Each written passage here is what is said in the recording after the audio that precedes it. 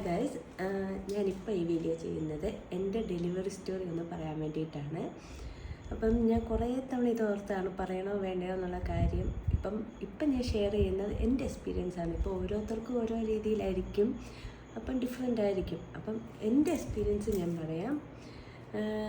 നമുക്ക് baby delivery ആവും എന്നൊക്കെ പറഞ്ഞിരുന്ന നവംബറിലായിരുന്നു. അപ്പോൾ ഏകദേശം ഒരു മാസം മുന്നെയാണ് ബേബി വന്നത്. അപ്പം കുറച്ച് നേരത്തെ ആയിരുന്നു. അപ്പം നവംബർ 20th ആയിരുന്നു ഡേറ്റ്.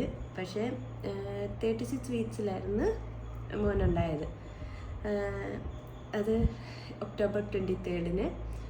അപ്പം നമ്മൾ ഒട്ടും പ്രതീക്ഷിച്ചൊന്നുമല്ല. ഞാൻ നവംബർ 2 വരെ ജോലിക്ക് പോകാം എന്നുള്ള രീതിയിലായിരുന്നു. ഞാൻ അത് കഴിഞ്ഞിട്ട് മറ്റേണിറ്റി ലീവ് എടുക്കാമെന്നുള്ള രീതിയിലായിരുന്നു. അപ്പം പക്ഷേ നവംബർ 23rd ഒക്കെ ആയപ്പോൾ തന്നെ അത് ഞാൻ ജോലിക്ക് പോയിട്ട് വരുന്ന അന്ന് ഞാൻ ഒരു വീഡിയോ ഷെയർ ചെയ്തിട്ടുണ്ടായിരുന്നു, ഉച്ചയ്ക്ക് ലീവ് എടുത്ത് വരുന്നതൊക്കെ. കാരണം വെറുതെ ഞാൻ ഒരു അസ്വസ്ഥതയും തോന്നാതെ വെറുതെ ഞാൻ ഉച്ചയ്ക്ക് ലീവ് എടുത്തതാണ്. ഉച്ചയ്ക്ക് ലീവ് എടുത്ത് വന്നു. പിന്നെ നമുക്കൊരു കുഴപ്പമില്ലായിരുന്നു, പെയിനോ കാര്യങ്ങളൊന്നും ഇല്ലായിരുന്നു. വൈകുന്നേരം കുറച്ച് നേരം റെസ്റ്റ് എടുത്ത് വന്ന് ഞാൻ കുറച്ച് നേരം കിടന്നുറങ്ങി. അപ്പോൾ സൂരജ് ഉണ്ടായിരുന്നു. അപ്പം നമ്മുടെ വീട് പണിയൊക്കെ നടക്കുന്ന സമയമാണ്. പിന്നെ വീട് പണി നടക്കുന്ന കാര്യമൊന്നും ആർക്കും അറിഞ്ഞുകൂടായിരുന്നു. അത് ഏറ്റവും അടുത്തുള്ളവർക്ക് മാത്രമൊക്കെ അറിയാവുന്ന കാര്യമായിരുന്നു, വീട് പണിയുടെ കാര്യം. അത് നമ്മൾ ഷെയർ ചെയ്തിട്ടേ ഇല്ലായിരുന്നു. അപ്പോൾ ആ ടൈമിൽ നമ്മളപ്പം അതൊക്കെ കഴിഞ്ഞ് നമ്മളൊരു ഈവനിങ് ഒക്കെ ആയപ്പോൾ ചായയൊക്കെ കുടിച്ചുകൊണ്ടിരിക്കുന്നത്, നമ്മൾ ഒരു കുഴപ്പമില്ലാതെ നമ്മളിങ്ങനെ വെറുതെ ഇങ്ങനെ ഇരിക്കുന്ന സമയത്താണ് ഫ്ലൂയിഡ് ലീക്കാവുന്നത്. അപ്പോൾ ഫ്ലൂയിഡ് ലീക്കായപ്പം അത് ഫ്ലൂയിഡ് ലീക്കാവുന്നതാണോ നമുക്കൊന്നും അറിഞ്ഞുകൂടാ. കാരണം ഞാൻ സൂരജ് മാത്രമാണ്. അപ്പം ഫ്ലൂയിഡ് ലീക്കാവുന്നതാണോ എന്നുള്ള കാര്യം അറിഞ്ഞുകൂടാ. അപ്പം ഞാൻ ഉടനെ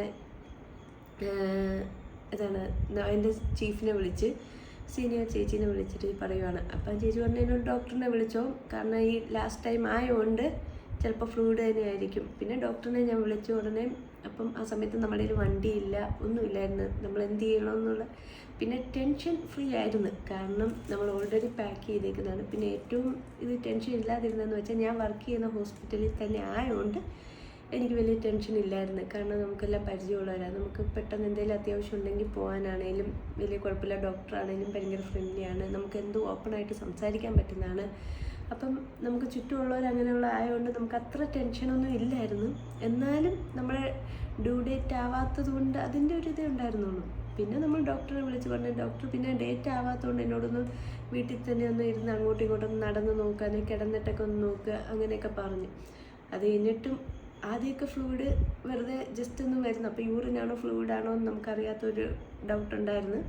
പിന്നെ ഇത് കണ്ടിന്യൂസ് ആയിട്ട് ഇങ്ങനെ ലീക്ക് ആവുന്നതായപ്പം മനസ്സിലായി ഫ്ലൂയിഡ് ലീക്ക് ആവുകയാണെന്ന്. പിന്നെ നമ്മൾ സൂരജിൻ്റെ ഫ്രണ്ടിനെ, രാഹുൽ എന്ന് പറയുന്ന ആ ഫ്രണ്ടിനെ വിളിച്ചിട്ട് വണ്ടി ഒന്ന് കൊണ്ടുവരാമോ എന്ന് ചോദിച്ചു. അപ്പോൾ നമ്മുടെ വണ്ടി ആ സമയത്ത് പണിക്ക് കയറ്റിയേക്കുമായിരുന്നു. അപ്പോൾ ആ ചേട്ടനാണ് വണ്ടി കൊണ്ടു തന്നത്. ഉടനെ ആ ചേട്ടൻ്റെ വണ്ടി കൊണ്ടുവന്ന് നമ്മൾ എടുക്കാൻ പോയല്ല, ആ ചേട്ടൻ വീട്ടിൽ കൊണ്ടുവന്ന് തന്ന്.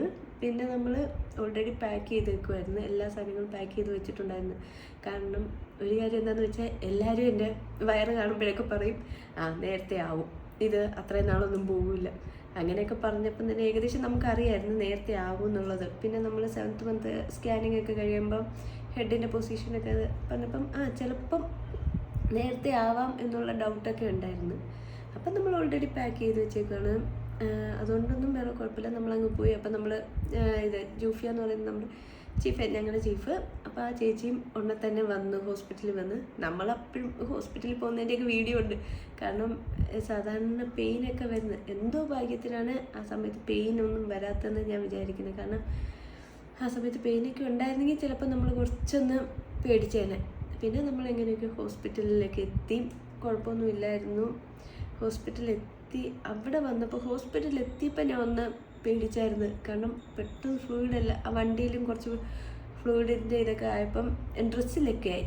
അപ്പോഴാണ് ഞാൻ ഒന്ന് പേടിച്ചത്.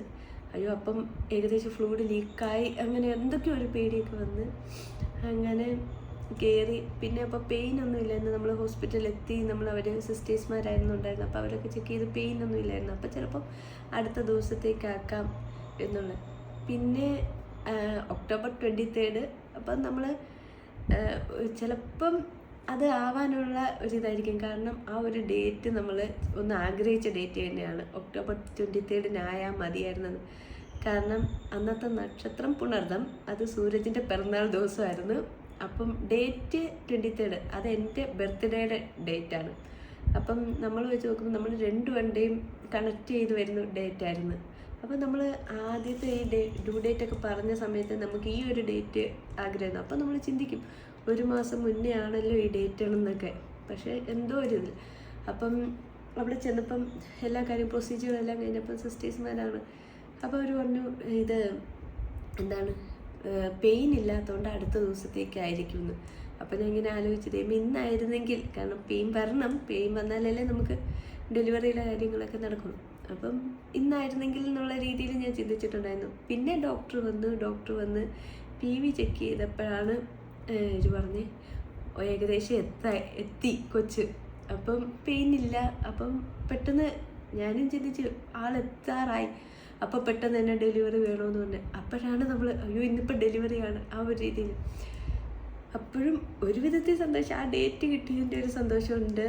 പിന്നെ നമുക്ക് ലേബർ റൂമിൽ എൻ്റെ ഏറ്റവും വലിയ ആഗ്രഹമായിരുന്നു ഡെലിവറി ഹസ്ബൻഡ് കാണണം അത്. അപ്പം ഞാൻ ഇങ്ങനെ ആദ്യം തൊട്ടേ ഡോക്ടറിനോട് ചോദിക്കുമായിരുന്നു, സ്കാനിങ്ങിൻ്റെ സമയത്തൊക്കെ പോകുമ്പം ചോദിക്കുമായിരുന്നു ഡെലിവറി റൂമിൽ കയറ്റുമോ.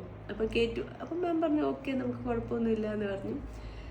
അപ്പം ആ ലേബർ റൂമിൻ്റെ സൈഡിൽ അവിടെ ഉണ്ടായിരുന്നു. പക്ഷേ എൻ്റെ എപ്പോഴും ഞാൻ നേരത്തെ ഫ്രണ്ട്സിനോടൊക്കെ പറയുമായിരുന്നു അത് ഇവിടെ ഇപ്പോൾ കിംസിൽ മാത്രമാണെന്നാണ് എൻ്റെ ഒരു ഇത്.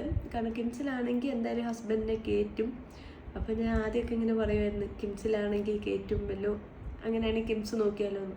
പക്ഷേ ഇവിടെ നമ്മുടെ ഡോക്ടർ പറഞ്ഞ പിന്നെ നമ്മൾ പിന്നെ ഡോക്ടറിനെ തന്നെയായിരുന്നു. പക്ഷേ നമുക്ക് ഡോക്ടർ ഭയങ്കര സപ്പോർട്ടീവും ഫ്രണ്ട്ലിയാണ്. നമുക്കൊരു എന്ത് കാര്യം ഉണ്ടെങ്കിലും പറയാം. ഡോക്ടർ ദീപം.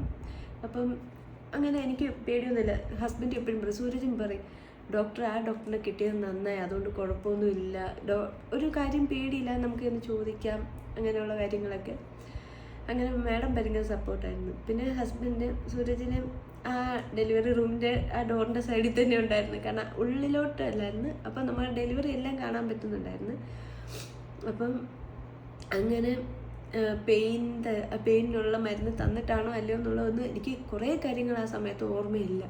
കാരണം പെയിൻ വന്നു കഴിഞ്ഞപ്പം പിന്നെ ഞാൻ അതുവരെ വിചാരിച്ച കാര്യങ്ങളൊന്നുമില്ല. അത്രയും നേരം ഞാൻ ചിരിച്ചുകൊണ്ടിരുന്ന ആൾ പെയിൻ വന്നു കഴിഞ്ഞപ്പം പിന്നെ സൗണ്ട് അതാണ് ഭയങ്കര വേർത്ത് ഭയങ്കര ചൂടെടുത്ത് ഭയങ്കര ഒരു എക്സ്പീരിയൻസാണ്. പിന്നെ പെയിൻ വന്ന് പിന്നെ എനിക്ക് തോന്നുന്നു ഡെലിവറി പെയിൻ എപ്പോഴും ആ ഒരു സെക്കൻഡ് ആ ഒരു മിനിറ്റിലോട്ടുള്ളതാണ്. പിന്നെ പെയിൻ വന്നു പോകുന്നത് അത് വേറെ. പിന്നെ ആ ഡെലിവറിയുടെ സമയത്തുള്ള പെയിന് ആ ബേബി വന്നേ പിന്നെ നമുക്ക് ആ പെയിൻ നമുക്ക് ഓർത്തെടുക്കാൻ പോലും. ഇതെല്ലാം എൻ്റെ എക്സ്പീരിയൻസാണ് പറയുന്നത്, വേറെ ആൾക്ക് എങ്ങനെയാണെന്നൊന്നും അറിഞ്ഞൂടാ. നമുക്ക് അത് കഴിഞ്ഞിട്ട് ആ ഒരു ചിന്തിക്കാനൊന്നുമില്ല. എങ്ങനെയായിരുന്നു പെയിൻ എന്തായിരുന്നു എന്നുള്ളതൊന്നും എനിക്കിപ്പോഴും ഓർത്തെടുക്കാൻ അതൊന്നും പറ്റുന്നില്ല. പക്ഷേ നമ്മുടെ ഡെലിവറി എല്ലാം വന്നു കഴിഞ്ഞപ്പോഴാണ് നമ്മൾ അതിലും ഇതായിട്ടുള്ള ഷോക്കിലായത്. നമ്മുടെ ബേബി അതായത് നമ്മൾ കൊച്ച് ജനിച്ച ഉടനെ കരയണമല്ലോ, കൊച്ച് കരഞ്ഞിട്ടില്ലായിരുന്നു.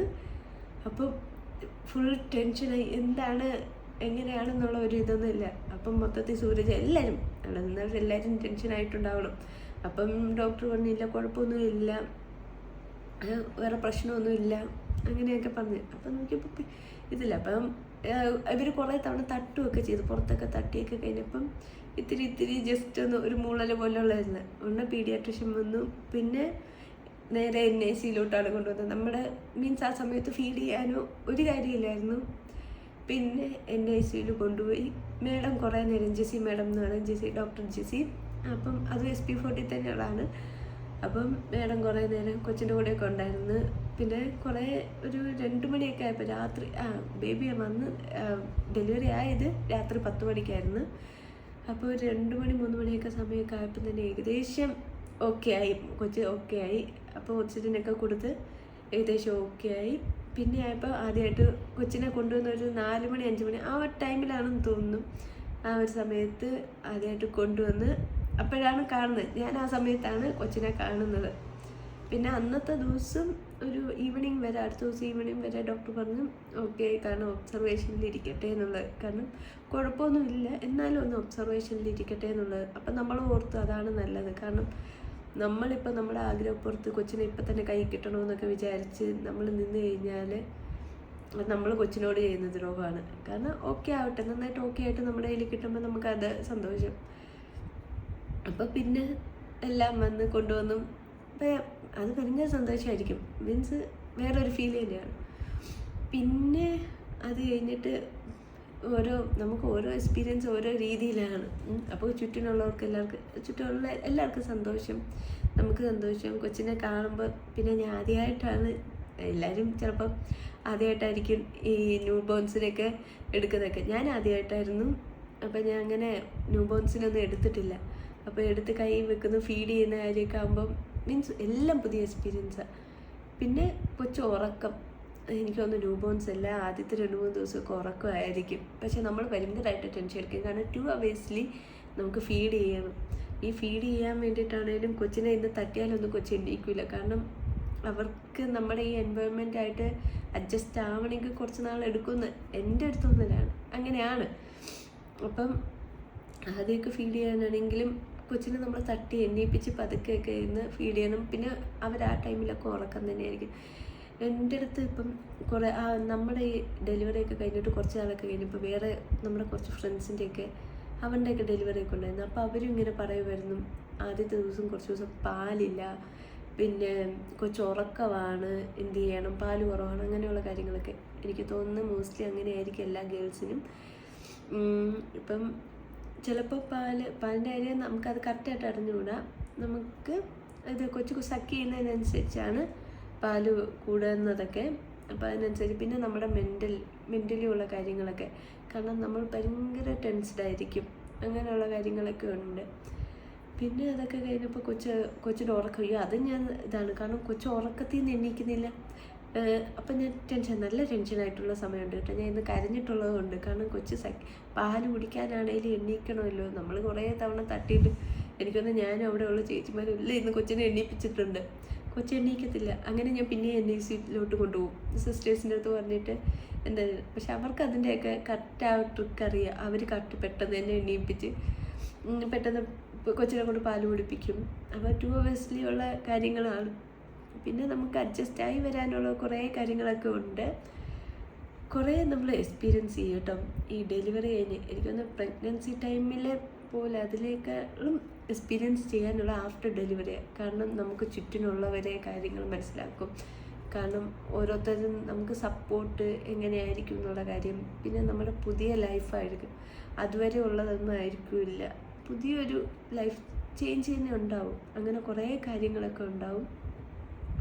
പിന്നെ എല്ലാവർക്കും ഓരോ രീതിയിലായിരിക്കും. കുറേ പേർക്ക് പോസ്റ്റ്മോർട്ടം ഡിപ്രഷൻ കാര്യങ്ങളൊക്കെ ഉണ്ടാവും.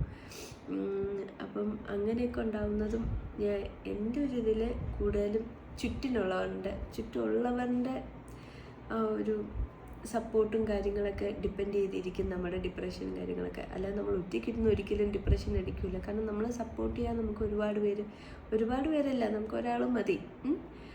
സപ്പോർട്ട് ചെയ്ത് നമുക്ക് ഇത്തിരി മീൻസ് വാല്യൂ തരുന്ന ഒരാളുണ്ടെങ്കിൽ തന്നെ നമുക്ക് അത്രയും ടെൻഷനൊന്നും നമ്മൾ അടിക്കില്ല, ഡിപ്രഷൻ സ്റ്റേജിലോട്ടൊന്നും ആവില്ല. പക്ഷെ നമ്മൾ ഒറ്റയ്ക്കിരുന്ന് നമ്മൾ കുറേ കാര്യങ്ങൾ ചിന്തിച്ചെടുത്ത്, കാരണം നമുക്ക് ചെയ്യാൻ പറ്റുമോ, കൊച്ചിനെ വളർത്താൻ, അതായത് നന്നായിട്ട് നോക്കാൻ പറ്റുമോ, നല്ലൊരു മോമാണോ എന്നുള്ള കാര്യങ്ങളൊക്കെ ചിന്തിച്ച് അങ്ങനെ. കാരണം കൊച്ചു കിടന്ന് കരയുമ്പോൾ നമ്മുടെ കയ്യിലിരുന്ന് കരയുമ്പോൾ ചുറ്റിനുള്ളവർ നമ്മളെന്തോ ചെയ്തിട്ട് കൊച്ചു കരയുന്ന പോലെ ആയിരിക്കും ഓരോരുത്തരും പറയുന്നത്.